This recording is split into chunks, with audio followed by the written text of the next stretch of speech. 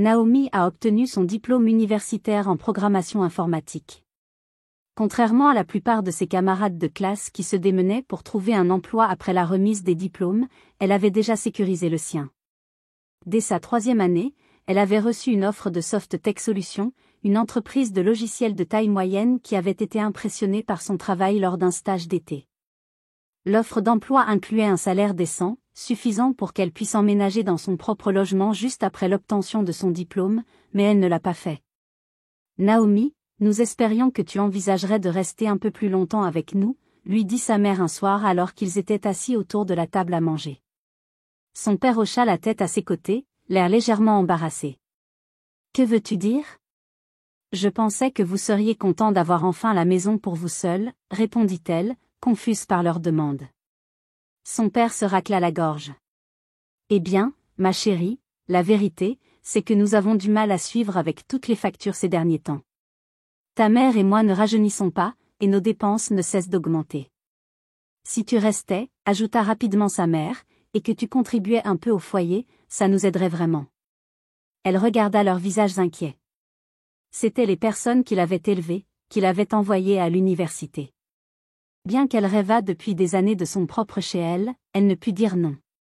Combien ça aiderait ? Demanda-t-elle. Le soulagement sur leur visage fut immédiat.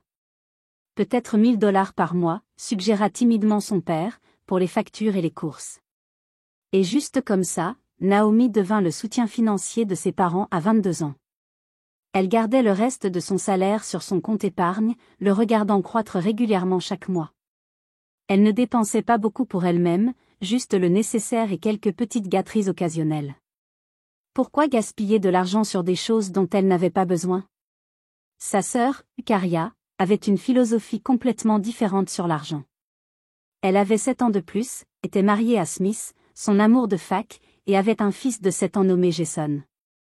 Il vivait dans un appartement chic loué à l'autre bout de la ville et se comportait comme s'il nageait dans l'argent, même si ce n'était pas le cas. « Oh mon Dieu, Naomi, tu portes encore ce t-shirt » dit Eucharia lors d'une de ses visites du dimanche. Elle était vautrée sur le canapé de leurs parents, scrollant sur son téléphone pendant que Smith et leur père regardaient le football et que leur mère jouait avec Jason. Naomi baissa les yeux sur son t-shirt bleu tout simple. « Qu'est-ce qui ne va pas avec ?» Eucharia leva les yeux au ciel de manière théâtrale. « Je t'ai vu le porter sur ta photo Facebook de l'année dernière. Tu n'achètes jamais de nouveaux vêtements ? La nouvelle collection Stella McCartney est sortie il y a des semaines. Je n'ai pas besoin de nouveaux vêtements, ceux-là vont très bien, répondit Naomi, essayant de ne pas laisser sa sœur l'atteindre. C'est pour ça que tu es encore célibataire, dit Eucharia, comme si le manque de vêtements de marque de Naomi était un défaut de caractère. Aucun mec ne veut d'une fille qui a l'air de faire ses courses chez Goodwill. Naomi se mordit la langue au lieu de souligner que, pendant qu'elle avait un compte épargne qui grossissait, Eucharia et Smith vivaient de salaire en salaire malgré le bon boulot de Smith. Eucharia travaillait à mi-temps dans une boutique, surtout pour lutter contre l'ennui, comme elle le disait, mais leurs revenus combinés disparaissaient aussi vite qu'ils arrivaient. Vacances, restaurants, vêtements et tout ce qui leur tapait dans l'œil cette semaine-là. Et, Naomi, dit Eucharia plus tard ce même jour, la coinçant dans la cuisine pendant qu'elle faisait la vaisselle. Sa voix était passée de moqueuse à douce. « Je peux t'emprunter $200 ? Il y a cette robe qui me fait envie et je suis un peu juste ce mois-ci. » Naomi soupira. Ce n'était pas la première fois, et ce ne serait pas la dernière. Bien sûr, dit-elle, s'essuyant les mains sur une serviette. Tu es la meilleure, dit Eucharia en lui faisant un câlin rapide. C'est pour ça que tu es ma sœur préférée. Je suis ta seule sœur, lui rappela Naomi, mais Eucharia était déjà en train de texter quelqu'un, probablement pour dire qu'elle pouvait se permettre la robe après tout. Quand elle n'était pas à son travail quotidien, Naomi passait la plupart de ses soirées à travailler sur un projet parallèle, une application de système de sécurité domestique qu'elle croyait capable de révolutionner la manière dont les gens surveillaient leur maison. Elle s'intégrerait au système de caméras existant mais ajouterait des alertes intelligentes et des commandes conviviales qui manquaient sur le marché actuel. Naomi, il est presque minuit, pourquoi es-tu encore sur cet ordinateur ? Se plaignit sa mère, debout dans l'embrasure de la porte en robe de chambre. Tu fais grimper notre facture d'électricité. Désolée, maman, je finis juste quelque chose, dit Naomi sans détourner les yeux de son écran. Tout ce qu'elle fait, c'est jouer à ces jeux stupides, entendit-elle son père dire à sa mère alors qu'ils retournaient dans leur chambre. Pas étonnant qu'elle ne trouve pas de petite amie. Naomi ne prit pas la peine de les corriger. Ils ne comprendraient pas ce sur quoi elle travaillait de toute façon, et elle n'avait pas l'énergie d'expliquer. Parfois, il était plus facile de laisser les gens croire ce qu'ils voulaient croire. Elle ne savait pas encore que sa vie tranquille d'épargne et de codage secret allait être bouleversée d'une manière qu'elle n'aurait jamais imaginée. Le premier signe de problème survint un mardi soir. Naomi rentra du travail et trouva l'allée pleine de voitures et la porte d'entrée maintenue ouverte par une boîte. Elle entra dans un chaos total. Le salon était rempli de boîtes empilées, de valises et de meubles divers. Sa sœur dirigeait leurs parents comme s'ils étaient des employés d'une entreprise de déménagement. Naomi resta figée dans l'embrasure de la porte, observant la scène chaotique devant elle. Des boîtes étaient empilées contre les murs, des valises étaient ouvertes sur le sol, et sa sœur Eucharia donnait des ordres comme si elle était chez elle. « Qu'est-ce qui se passe ?» demanda Naomi, essayant encore de comprendre ce qu'elle voyait. « Vous emménagez ?» Smith apparut depuis le couloir, l'air plus abattu qu'elle ne l'avait jamais vu. Sa posture confiante habituelle avait disparu, ses vêtements de marque étaient froissés, ses épaules voûtées. Eucharia parla avant qu'il ne puisse le faire. « Smith a perdu son boulot », annonça-t-elle dramatiquement. « Tu peux croire à quel point ils l'ont traité injustement ? Son propre ami l'a trahi. » Naomi se tourna vers Smith. « Que s'est-il passé ?» Il évita son regard. « C'est compliqué, marmonna-t-il. »« Comptabilité créative, » dit Eucharia sur la défensive, croisant les bras. Il empruntait de l'argent à l'entreprise, mais il allait tout rembourser. Le directeur, qui était censé être son ami, l'a découvert lors d'un audit et a pété les plombs. « Tu veux dire qu'il volait ?» demanda Naomi prudemment. La pièce devint silencieuse. Ses parents échangèrent des regards gênés. « C'est horrible de dire ça », répliqua Eucharia. Son ami a demandé l'argent en retour et a dit à Smith de démissionner. « Ça semble juste, vu que... » « Juste, » interrompit Eucharia, sa voix montant. « Les vrais amis ne font pas ça. Ils comprennent quand tu es dans une situation difficile. » Naomi abandonna le sujet, réalisant que la logique n'était pas la bienvenue dans cette conversation. Au lieu de cela, elle observa en silence sa sœur prendre le contrôle de la maison de leurs parents, donnant des instructions sans rien contribuer. Au dîner, leur mère fit une annonce. « Eucharia, Smith et Jason vont rester avec nous jusqu'à ce qu'ils se remettent sur pied. » Naomi hocha la tête mais se prépara à ce qu'elle savait venir, un cauchemar d'ampleur épique. Et le cauchemar commença presque immédiatement. Sa vie calme et ordonnée s'effondra sous le chaos de la présence de la famille d'Eucharia dans la maison. Smith trouva un nouvel emploi en 2 semaines, mais comme il se plaignait bruyamment à quiconque voulait l'entendre, ça payait la moitié de ce qu'il gagnait avant. Eucharia garda son boulot à mi-temps à la boutique, travaillant juste assez pour dire qu'elle contribuait, mais jamais assez pour vraiment aider avec les dépenses. « Ce poulet est tellement sec », gémit Eucharia au dîner un soir, repoussant son assiette. « Maman, tu ne sais pas utiliser des épices ? » On mangeait chez Bizot tous les jeudis, et leur nourriture était incroyable. Au lieu de défendre sa cuisine, leur mère hocha la tête, l'air désolé. « Je suis désolée, ma chérie, je vais essayer de faire mieux la prochaine fois. » Naomi piqua son poulet, qui était parfaitement bon, et garda la bouche fermée. La dynamique dans la maison avait complètement changé. D'une manière ou d'une autre, Eucharia était devenue le centre de l'attention et des préoccupations de tous. Ses problèmes devenaient les problèmes de tous, ses plaintes étaient traitées comme des crises urgentes. Naomi, pendant ce temps, avait été réduite à la machine à sous silencieuse dans le coin, celle qui payait les factures. Un soir, Naomi travaillait tard sur son application de sécurité quand Eucharia fit éruption dans sa chambre sans frapper. « J'ai besoin d'emprunter $300, » annonça-t-elle sans même se donner la peine de feindre sa douceur habituelle. « Jason a besoin de nouvelles chaussures, et on veut l'emmener au parc d'attractions ce week-end. Il est tellement bouleversé depuis qu'on a emménagé ici. »« Smith n'a pas été payé récemment ?» demanda Naomi. « On a d'autres dépenses » rétorqua Eucharia. « Tu vas aider ou pas ?» Naomi soupira et lui tendit l'argent. Mais quand Eucharia demanda encore la semaine suivante, elle finit par se rebiffer. Peut-être que tu devrais envisager de travailler à temps plein, suggéra-t-elle au dîner, après qu'Ukaria eut une fois de plus demandé de l'argent devant tout le monde, pensant clairement que Naomi ne dirait pas non avec un public. La boutique embauche, j'ai vu l'annonce dans leur vitrine. Le visage d'Ukaria devint rouge. Je n'arrive pas à croire à quel point tu es cruel. Tu sais que je dois être disponible pour Jason après l'école. Maman et papa sont toujours là, souligna Naomi. Ils pourraient le garder quelques heures. Ce n'est pas la question, cria Ukaria, jetant sa serviette et quittant la pièce en trombe. Smith lança un regard noir à Naomi avant de la suivre. Leur mère secoua la tête. Naomi, comment peux-tu être aussi sans cœur? Ta sœur traverse une période difficile. Naomi serra la mâchoire. On traverse tous une période difficile, murmura-t-elle, mais personne n'écoutait. Ukaria ne lui parla pas pendant une semaine après ça, ce qui, honnêtement, fut un soulagement. Naomi utilisa ce temps calme pour terminer son application de sécurité. Après des mois de nuits tardives et de week-ends penchés sur son clavier, elle était enfin prête à la montrer à quelqu'un. C'est incroyable, dit son patron, Mark, alors qu'elle lui démontrait les fonctionnalités de l'application dans son bureau.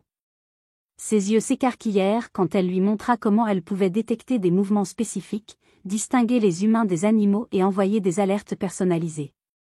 L'interface utilisateur est tellement intuitive, et ces algorithmes, tu as tout développé toi-même? Naomi hocha la tête, essayant de ne pas avoir l'air trop fière. C'est mon projet parallèle depuis un moment. Mark se renversa dans son fauteuil, l'étudiant avec un respect nouveau. Naomi, ça pourrait complètement bouleverser le marché de la sécurité domestique. Notre entreprise pourrait dominer si on possède ça. Son cœur s'emballa. C'était le moment qu'elle attendait. Je suis prêt à t'offrir 500 000 $ pour la pleine propriété, plus un pourcentage sur les ventes futures, dit-il. Qu'en penses-tu? Naomi se força à rester calme malgré l'adrénaline qui la traversait. $1 demi-million plus des royalties, c'était plus qu'elle n'avait jamais rêvé. Ça semble juste, parvint-elle à dire, comme si elle négociait des contrats à 6 chiffres tous les jours. Ils se serrèrent la main, et elle sortit de son bureau en état de choc. Elle venait de devenir riche du jour au lendemain. Mais en rentrant chez elle, elle prit une décision, elle ne dirait rien à sa famille. S'ils savaient, l'argent disparaîtrait dans les virées shopping d'Ukaria ou dans l'habilitation sans fin de ses parents envers le style de vie de sa sœur.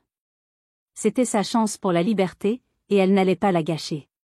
Ce soir-là, Naomi contacta une amie agente immobilière, Maureen, qui avait aidé un de ses collègues à trouver un appartement. Elle avait besoin d'un chez elle. Parlant doucement depuis sa voiture dans l'allée, elle dit à Maureen au téléphone, « Je veux acheter un appartement près du boulot, prêt à emménager rapidement. Tu peux aider ?» « Absolument, » répondit Maureen. « J'ai déjà quelques endroits en tête. On peut se voir demain après ton travail. » Quand Naomi entra dans la maison, elle trouva tout le monde réuni dans le salon, chose inhabituelle pour un soir de semaine. Ils arrêtèrent de parler dès qu'elle entra, leurs expressions mêlant détermination et malaise. « Naomi, il faut qu'on te parle, » dit sa mère, tapotant la place à côté d'elle sur le canapé. Naomi s'assit prudemment. « Qu'est-ce qui se passe ?» Son père se racla la gorge. « On a regardé nos dépenses, et eh bien, les choses deviennent serrées avec 5 adultes et un enfant dans la maison. Les factures d'électricité ont grimpé en flèche, et les courses, tu ne croirais pas combien un garçon en pleine croissance mange. Ce que ton père essaie de dire, continua sa mère, c'est qu'on espérait que tu pourrais contribuer un peu plus aux dépenses du foyer. Les 1 000 $ que tu nous donnes ne couvrent plus tout. » Naomi regarda autour de la pièce. Ses parents avaient l'air embarrassés mais pleins d'espoir.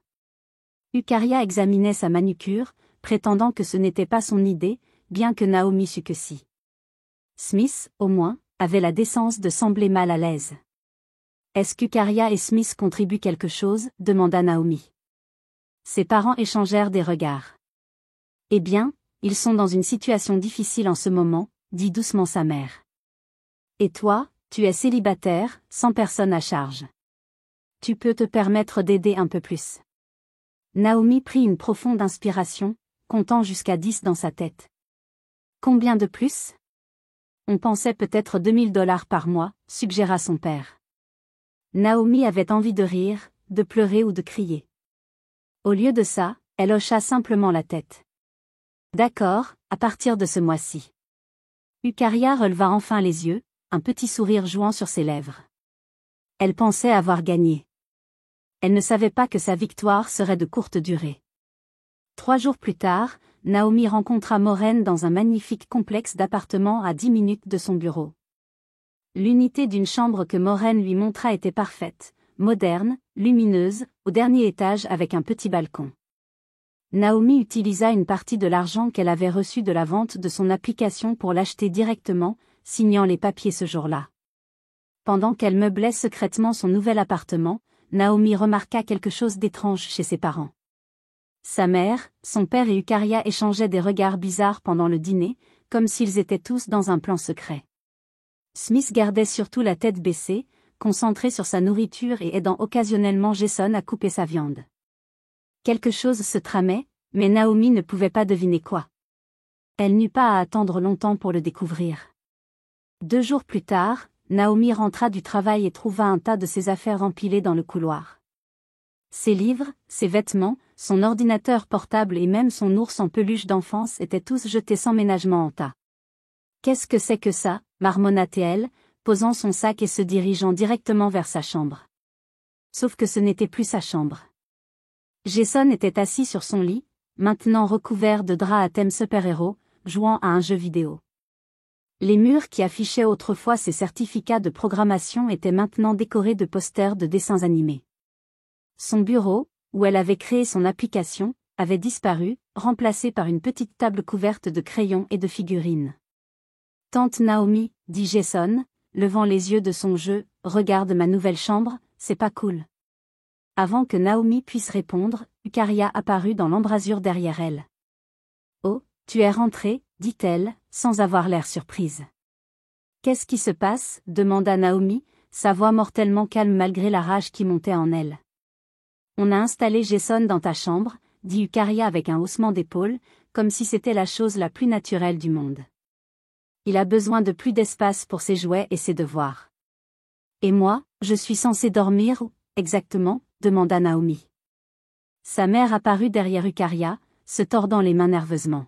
« Naomi, ma chérie, on a pensé que, comme tu n'es presque jamais là, toujours au travail ou sur cet ordinateur, ça ne te dérangerait pas de dormir sur le canapé du salon. » Naomi passa son regard de sa mère à Eucharia, qui ne cherchait même pas à cacher sa satisfaction narquoise.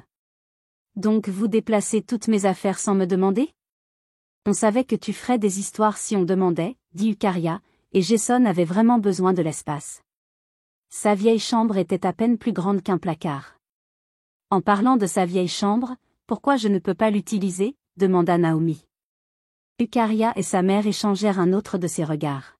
« Eh bien, » dit sa mère hésitante, « on a pensé qu'Eucharia pourrait en faire un dressing. Tu sais combien de vêtements elle a, et il n'y a juste pas assez de place dans la chambre qu'elle partage avec Smith pour tout ça. » Naomi les fixa, momentanément sans voix. Elle l'avait expulsée de sa chambre, la chambre qu'elle avait depuis l'enfance, la chambre qu'elle payait essentiellement avec ses $2000 mensuels, pour en faire un dressing pour sa sœur, qui ne contribuait pas d'un centime au foyer. Naomi regarda la tenue de marque d'Eucharia, puis le tas de ses affaires dans le couloir, et quelque chose en elle craqua. Mais au lieu de crier ou de pleurer comme elle s'y attendait probablement, elle haussa simplement les épaules. « Vous savez quoi ? C'est bien, » dit-elle calmement. « Je ne dormirai pas sur le canapé parce que je dormirai dans mon propre appartement. » Eucharia rit. « Bien sûr, ton appartement imaginaire. » Abandonne, Naomi, on sait tous que tu n'as pas d'appartement. « En fait, si, » répondit Naomi. « Je l'ai acheté la semaine dernière. J'allais vous le dire ce week-end, mais on dirait que vous avez rendu la décision plus facile pour moi. » La mère de Naomi et Eucharia la fixèrent comme si elle avait une deuxième tête. « Tu as acheté un appartement ?» demanda sa mère, sa voix teintée d'incrédulité. « Comment ? Avec quel argent ? » Ça n'a pas d'importance, dit Naomi, se tournant pour descendre. « Ce qui importe, c'est que je déménage aujourd'hui. » Elle descendit au salon et appela une entreprise de déménagement, réservant leur premier créneau disponible, qui se trouvait être tôt le lendemain matin. Puis elle appela son patron pour demander un jour de congé. Pendant tout ce temps, sa famille rôdait à proximité, leurs expressions allant de l'incrédulité à une inquiétude croissante. « Naomi, tu ne peux pas être sérieuse », dit enfin son père, rejoignant la conversation après être sortie du garage. « Je suis tout à fait sérieuse », répondit-elle, terminant son appel avec les déménageurs. « Ils seront là à 7 heures demain matin pour prendre mes affaires. »« Mais il faut qu'on parle de ça », insista sa mère. « Si tu es contrarié pour la chambre, on peut trouver une solution. Peut-être que Jason peut partager avec nous un moment où... » « Ce n'est pas à propos de la chambre, » interrompit Naomi. « C'est à propos du respect et des limites, et du fait que je paye $2000 par mois pour vivre ici et que vous me traitez encore comme si j'étais moins importante que tout le monde dans cette maison. » Eucharia, qui avait été inhabituellement silencieuse, prit soudain la parole. « Attends, tu as vraiment acheté un appartement? Avec quel argent? Tu n'es qu'une développeuse junior. » Naomi ne lui répondit pas directement. « Je vais emballer ce qu'il reste de mes affaires maintenant, » dit-elle, passant devant eux vers le tas dans le couloir. Le lendemain matin, les déménageurs arrivèrent à cette heure précise. Naomi les dirigea vers le tas d'affaires dans le couloir, qui avait grossi à mesure qu'elle rassemblissait le reste de ses affaires dans la maison. Sa famille regardait en silence, abasourdie, tandis que les hommes transportaient boîte après boîte jusqu'au camion. « Où est cet appartement exactement ?» demanda enfin son père alors qu'elle faisait une dernière vérification pour s'assurer qu'elle n'avait rien oublié. « Près de mon bureau, » dit-elle vaguement. « Combien ça a coûté ?» exigea Eucharia. « Et comment tu l'as payé ?» Naomi se tourna pour faire face à sa famille, qui se tenait dans le salon, la regardant comme si elle exécutait un rituel étrange qu'ils ne comprenaient pas. « Ce ne sont pas vraiment vos affaires. »« On est ta famille, » dit sa mère, l'air blessé. « Bien sûr que c'est nos affaires. »« La famille, ça fonctionne dans les deux sens, maman, » répondit Naomi. « Et depuis longtemps, ça ne va que dans un sens dans cette maison. »« Qu'est-ce que ça veut dire ?» demanda Eucharia sur la défensive. « Ça veut dire que j'en ai fini d'être le distributeur automatique de tout le monde, » dit Naomi. « J'en ai fini de donner de l'argent qui n'est jamais apprécié, jamais suffisant et jamais utilisé de manière responsable. »« Alors tu nous abandonnes ?» demanda sa mère, les larmes montant à ses yeux. « Et les factures? Les courses? Et eux alors ?» demanda Naomi.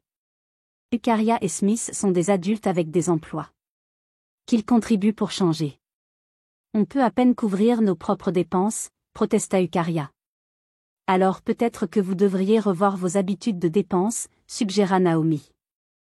Le visage d'Eucharia devint rouge. « Tu sais quoi? Je pense que tu devrais nous donner ton appartement. On n'en a plus besoin que toi.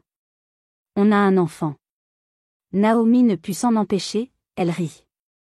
L'audace était presque impressionnante. « Non, Eucharia, je ne vais pas te donner mon appartement.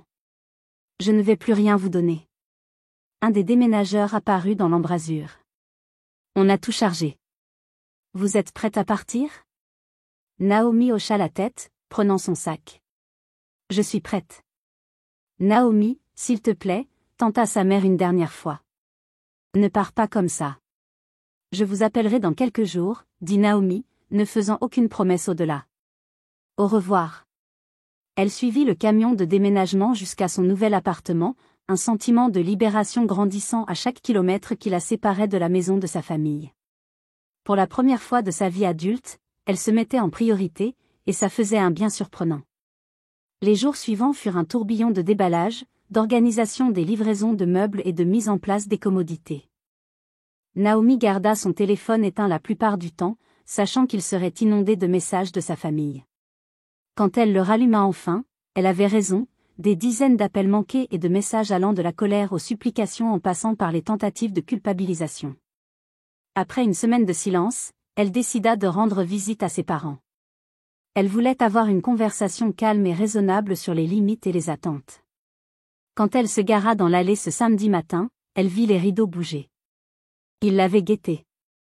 Elle eut à peine le temps d'atteindre la porte qu'elle s'ouvrit brusquement. Sa mère la serra fort dans ses bras. « Merci mon Dieu, tu es revenu, » dit-elle, le soulagement inondant son visage. On était tellement inquiets. Son père apparut derrière elle, l'air à la fois heureux et mal à l'aise. Eucharia et Smith étaient déjà assis dans le salon, Jason jouant par terre. « Je ne reviens pas vivre ici », dit immédiatement Naomi avant qu'il ne se fasse de fausses idées. « Je suis juste venue parler. »« On comprend », dit sa mère, la tirant à l'intérieur. « On a beaucoup réfléchi aussi. » Naomi en doutait, mais elle s'assit quand même.